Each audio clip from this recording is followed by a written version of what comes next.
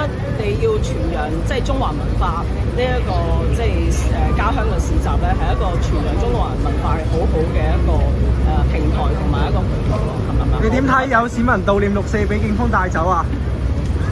係咩？幾時啊？會唔會私底下有啲悼念儀式啊？會做？我好鼓勵大家，其實咧呢一個家鄉市集咧係已經做咗第4年㗎啦。咁係真係再可以將我哋即係國家入邊好多唔同嘅地方嘅非遺美食咧帶到嚟香港。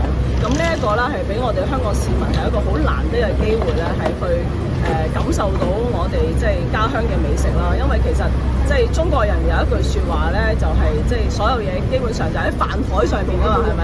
咁就係大家我哋一齊食餐飯啊，一齊即係體驗一啲美食嘅文化咧，其實係一個説好多個故事啦，一個文化交流嘅好好嘅平台嚟嘅。